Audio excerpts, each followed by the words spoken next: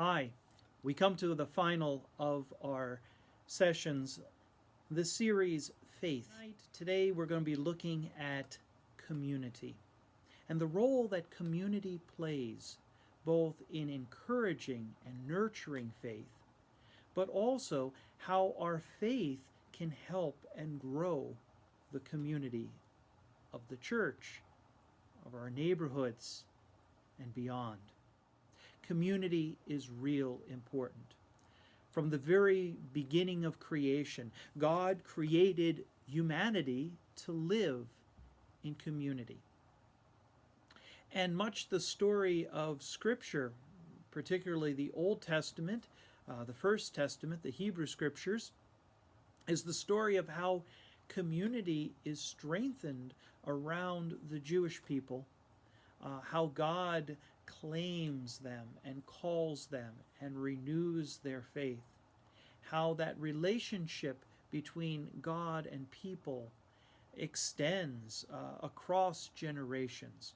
And even when the people are unfaithful and stray from that relationship, God remains faithful. God remains true. Christian community, the community that would follow in the path of Jesus' teaching, is of course connected to the traditions and that relationship of the past. But understand it now through the life, the death, and resurrection of Jesus. Community from the beginning, Christian community from the beginning, was filled with deep and disturbing questions about who was in and who was out of that community. The earliest Christians were Jews themselves. Jesus was a Jew and a part of that Jewish tradition. And as it grew, that church, it encountered the Gentile world. And the biggest struggle at the beginning was could Gentiles be a part of God's people? Could they be a part of the church? And what would they need to do in order for that to happen? Would they have to become Jewish? Would males need to be circumcised? Would they need to adopt the culture and practice and language of Judaism? Or could they be a part of the Christian community in a different way, a Gentile way? The story that we have from Matthew's Gospel is interesting on a couple of ways. First of all, the centurion has a servant who is ill, and he sends word to Jesus in order for Jesus to heal. That's pretty remarkable because the centurion is a Roman. He is part of that Gentile world. He is part of the outsiders. And not only that, but he would be understood at the time of Jesus to be the enemy.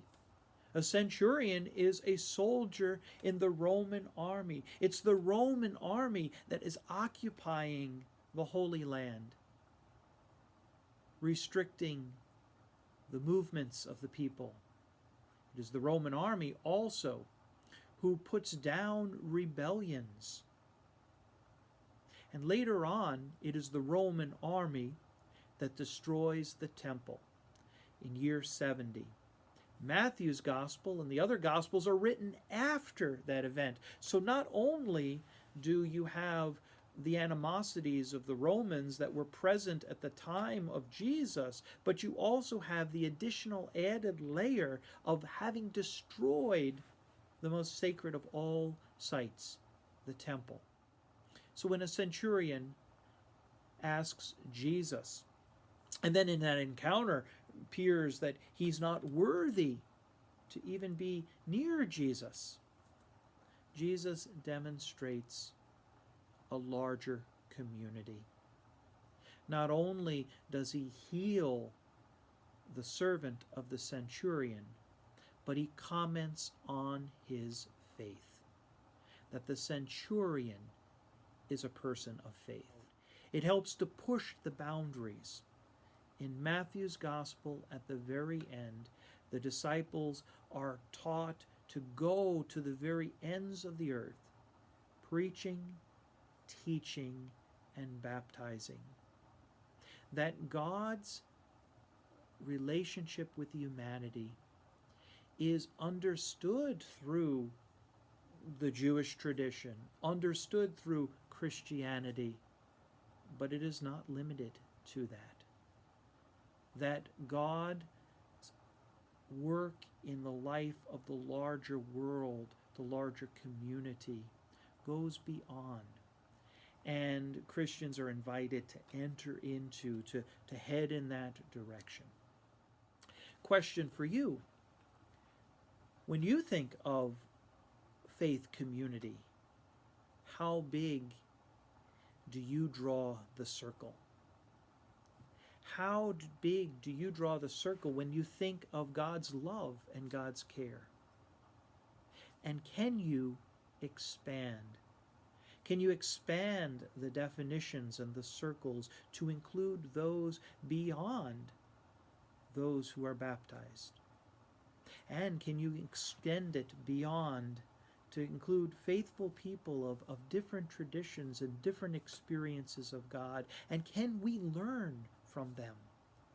Those are questions that may make us a little uncomfortable, but they're also good questions for us to ask, because they get to the heart of the teaching and the preaching of Jesus, and that is the inbreaking of God's kingdom, God's dream for all humanity, a dream that we are invited to live into.